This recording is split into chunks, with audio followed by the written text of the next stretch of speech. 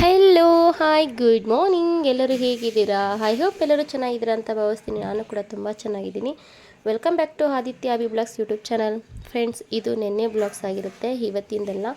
ನಿನ್ನೆ ಮಾರ್ನಿಂಗ್ ಎದ್ದು ಪೂಜೆ ಎಲ್ಲ ಮುಗಿಸಿ ನನ್ನ ರುಟೀನ್ ಏನಿದೆ ಅದನ್ನೆಲ್ಲ ಮುಗಿಸ್ಕೊಂಡು ಪೂಜೆನೂ ಕೂಡ ತುಂಬ ಅಂದರೆ ತುಂಬ ಚೆನ್ನಾಗಾಯಿತು.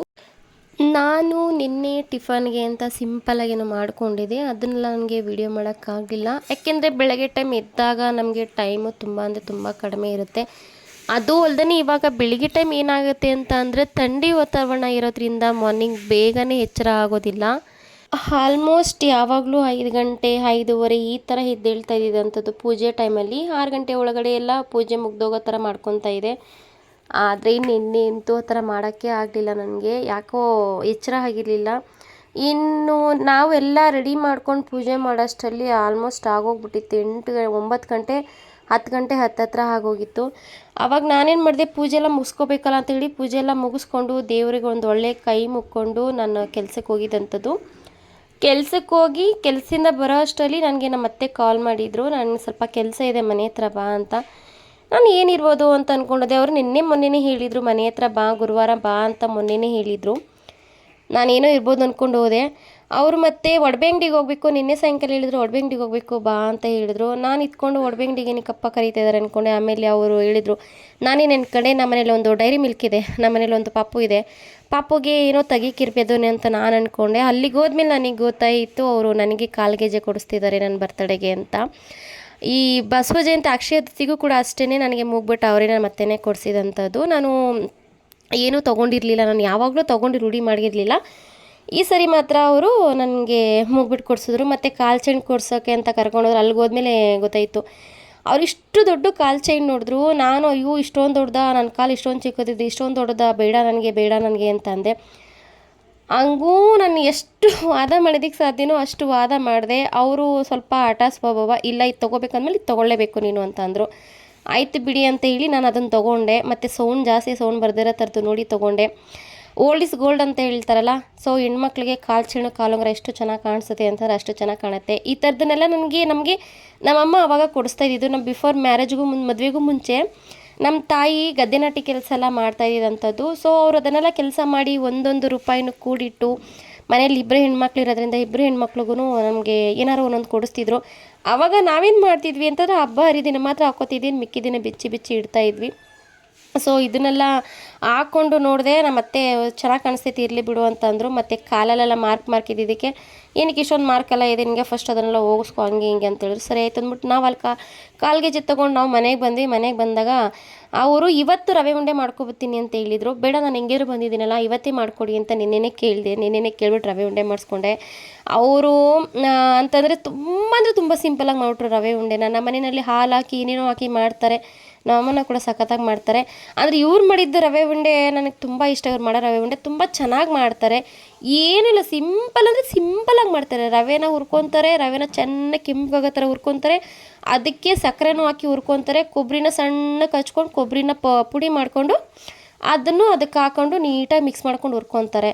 ಎಷ್ಟು ಅಂದರೆ ಅಷ್ಟು 20 ನಿಮಿಷದಲ್ಲಿ 25 ರವೆ ಉಂಡೆನ ಮಾಡಿ ಕಟ್ಬಿಟ್ರೊತ್ತಾಗೆ.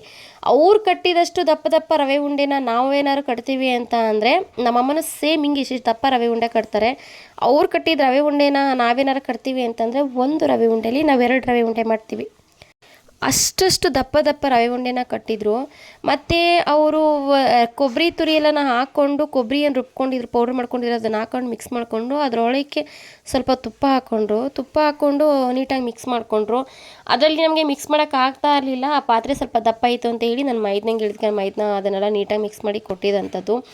ನನಗೆ ಏನಪ್ಪ ಅಂತಂದರೆ ಇದು ತುಂಬ ಅಂದರೆ ತುಂಬ ದಿನ ಇಟ್ಕೊಂಡು ತಿನ್ಬೋದು, ಮಿನಿಮಮ್ 1 ತಿಂಗಳು ಇಟ್ಕೊಂಡು ತಿನ್ಬೋದು. ಇವರು ನಮ್ಮ ಅತ್ತೆ ಹೆಂಗೆ ಮಾಡ್ತಾರೆ ಅಂತಂದರೆ, ಹಾಲನ್ನ ಹಾಕಲ್ಲ ರವೆ ಉಂಡೆಗೆ, ಬಿಸಿನೀರನ್ನ ಕಾಯಿಸ್ಕೊಂಡು ಬಿಸಿನೀರನ್ನ ಹಾಕಿ ಮಾಡೋ ಅಂಥದ್ದು. ತುಂಬ ಸಾಫ್ಟಾಗೂ ಬರುತ್ತೆ. ಅಯ್ಯೋ ಕಲ್ಲಂಗಿರುತ್ತೆ ಅಂದ್ಕೊಳಕ್ಕೆ ಹೋಗ್ಬೇಡಿ, ತುಂಬ ಅಂದರೆ ತುಂಬ ಸಾಫ್ಟಾಗೂ ಬರುತ್ತೆ. ಆ್ಯಂಡ್ ಅದು ಕೆಟ್ಟೋಗೋದು ಇಲ್ಲ. ಇವಾಗ ನಾವು ಹಾಲು ಹಾಕಿ ಎಲ್ಲ ಮಾಡ್ತೀವಿ, ಕೆಟ್ಟೋಗ್ಬಿಡುತ್ತೆ. 1 ವಾರ ಇಟ್ಕೊಂಡ್ರೆ ಸಾಕು ಒಂಥರ ಸ್ಮೆಲ್ ಬಂದುಬಿಡುತ್ತೆ. ಆಮೇಲೆ ಕೊಬ್ಬರಿನ ತುರಿಯೋ ಸೀನಿಲ್ಲ, ಆಮೇಲೆ ಹಾಲು ಹಾಕಿ ಅಯ್ಯೋ ಇಷ್ಟೊಂದು ಮಾಡಿದ್ವಿ ವೇಸ್ಟ್ ಆಯಿತು ಅನ್ನೋ ಸೀನಿಲ್ಲ. ನೀವು 1 ತಿಂಗಳು ಮಾಡಿಕೊಳ್ಬೇಕಾದ್ರೆ ತಿನ್ಬೋದು. ಲಾಸ್ಟ್ ಟೈಮ್ ಇವ್ರು ಈ ಥರ ಮಾಡಿಕೊಟ್ಟಿದ್ರು. ಅದೇ ರೀತಿಯೇ ನನಗೆ ಈ ಸಲ ಬೇಕು ಅಂತ ಕೇಳಿದ್ದಕ್ಕೆ ನನಗೆ ಆ್ಯಕ್ಚುಲಿ ಅವ್ರು ಇವತ್ತು ಮಾಡ್ಕೊಂಬರ್ತೀನಿ ಅಂದಿದ್ದನ್ನ ಇಲ್ಲ ನೆನ್ನೆನೇ ಬೇಕು ಅಂತ ಹೇಳಿದ್ದಕ್ಕೇ ಅವ್ರ ಕೆಲ ಆಗಲ್ಲ ಅಂತಂದ್ರೂ ಪಾಪ ಮಾಡಿಕೊಟ್ರು ಅವರು. ಗೋಡಂಬಿ ದ್ರಾಕ್ಷಿನ ತುಪ್ಪದಲ್ಲಿ ಹುರ್ಕೊಂಡು ಅದನ್ನು ಅದರೊಳಗೆ ಹಾಕ್ಕೊಂಡು ನೀಟಾಗಿ ಮಿಕ್ಸ್ ಮಾಡಿಕೊಂಡ್ರು. ಅವ್ರಿಗೆ ಕೈ ಸ್ವಲ್ಪ ಪ್ರಾಬ್ಲಮ್ ಆಗಿರೋದ್ರಿಂದ ಯಾವುದೂ ಟೈಟಾಗಿ ಹಿಡಿಯೋಕ್ಕಾಗೋದಿಲ್ಲ ಅವ್ರಿಗೆ. ಆದ್ದರಿಂದ ಅವರು ಆಗಿಲ್ಲ ಅಂದ್ರೂ ಏನಾರು ಇಷ್ಟಪಟ್ಟಿದ್ದೇನಾರು ಬೇಕು ಅಂತಂದರೆ ಪಾಪ ಮಾಡಿಕೊಡ್ತಾರೆ. ನನಗೂ ತುಂಬ ಖುಷಿ ಆಯಿತು. ಅಟ್ಲೀಸ್ಟ್ ನನಗೆ ಇಷ್ಟಾದರೂ ಮಾಡಿಕೊಟ್ರಲ್ಲ ಅಪ್ಪ ಅಂತ ನನಗೆ ಇಷ್ಟಪಟ್ಟಿದ್ದನ್ನಾದರೂ ಮಾಡಿಕೊಟ್ರಲ್ಲ ಅಂತ ಖುಷಿ ಆಯಿತು. ಆಮೇಲೆ ನನಗೆ ಏನಪ್ಪ ಅಂತಂದರೆ ಹೋದ ವರ್ಷ ನಾವು ಗೋಲ್ಡ್ ತೊಗೊಂಡಿದ್ವಿ ಬರ್ಡೇಗೆ, ನಮ್ಮನೇಲಿ ಗೋಲ್ಡ್ ಕೊಡಿಸಿದ್ರು.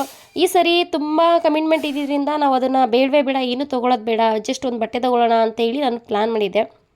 ಕೊನೆಗೆ ನನ್ನ ಅದೃಷ್ಟಕ್ಕೆ ಕಾಲ್ಗೆಜೆ ಬರಬೇಕು ಅಂತ ಇತ್ತು, ಕಾಲ್ಗೆಜೆ ಬಂತು.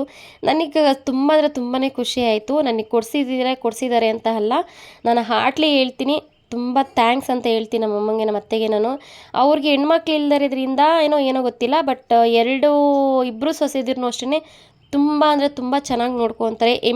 ಮನೆ ಹೆಣ್ಮಕ್ಳು ಥರ ನೋಡ್ಕೊತಾರೆ. ನನಗೆ ಖುಷಿ ಆಗುತ್ತೆ, ನನಗೆ ಖುಷಿ ಆಯಿತು. ಅವ್ರು ಉಂಡೆ ಕಟ್ಟೋ ಟೈಮಲ್ಲಿ ತುಪ್ಪನ ಕೈಗೆ ಹತ್ಕೊಂಡು ಅದನ್ನು ಬಿಸಿ ಬಿಸಿ ಉಂಡೆನೇ ಮಾಡಿದ್ರು. ಬಿಸಿ ಬಿಸಿ ಉಂಡೆ ಕಟ್ಟೋ ಟೈಮಲ್ಲಿ ಅದು ತೆಳ್ಳಗಿತ್ತು, ಆಮೇಲೆ ಹಾರದ್ಮೇಲೆ ಗಟ್ಟಿ ಆಯಿತು, ಸಾಫ್ಟ್ ಅಂದರೆ ಸಾಫ್ಟಾಗಿತ್ತು. ಬಿಸಿ ಬಿಸಿ ಉಂಡೆನೇ ಪಟ ಕಟ್ಟರು. ನಾನು ಕಟ್ತೀನಿ ಅನ್ನೋದಕ್ಕೆ ಬೇಡ ನಾನೇ ಕಟ್ಕೊತೀನಿ ಸುಮ್ಮನೆ ಕೂತ್ಕೋ ಅಂತ ಅಂದರು ಅವರು. ಆಮೇಲೆ ಸರಿ ಬಿಡಿ ಅಂತ ಅಂದ್ಬಿಟ್ಟು ನಾನು ಒಂಚೂರು ಎತ್ಕೊಂಡು ನಾನು ತಿನ್ಕೊಂಡಿದ್ದಂಥದ್ದು. ಸಿಂಪಲ್ಲಾಗಿ ಮಾಡಿದ್ರೂ ತುಂಬ ಟೇಸ್ಟಿಯಾಗಿತ್ತು. ಅಲ್ಲಿ ನೋಡಿ ಎಷ್ಟೆಷ್ಟು ದಪ್ಪ ಅಂದರೆ ಅಷ್ಟೆಷ್ಟು ದಪ್ಪ ರವೆ ಉಂಡೆನ ಕಟ್ತಾಯಿದ್ದಾರೆ ಅವರು. ಅಂದರೆ ಅವ್ರು ಕಟ್ಟಿದ ರವೆ ಉಂಡೆಯಲ್ಲಿ 25 ಮ್ಯಾಕ್ಸಿಮಮ್ 25 ರವೆ ಉಂಡೆ ಆಯಿತು. ನಾನು ಕಟ್ತೀನಿ ಅನ್ನೋದಕ್ಕೆ ಬೇಡ ಅಂತ ಅಂದರು. ಆಯಿತು ಅಂತ ಅಂದ್ಬಿಟ್ಟು ನಾನೇ ಒಂಚೂರು ಎತ್ಕೊಂಡು ಸಣ್ಣ ಉಂಡೆ ಮಾಡ್ಕೊಂಡು ನಾನು ತಿಂದ್ಕೊಂಡೆ. ನಿನ್ನೆ ಬ್ಲಾಗ್ ಇದಾಗಿತ್ತು. ಈ ಬ್ಲಾಗಿಗೆ ನಿಮ್ಗೆ ಏನಾರು ಇಷ್ಟ ಆಗಿತ್ತು ಅಂದರೆ ಲೈಕ್ ಮಾಡಿ, ಶೇರ್ ಮಾಡಿ, ಕಮೆಂಟ್ ಮಾಡಿ. Thank you all and support ಮಾಡಿ.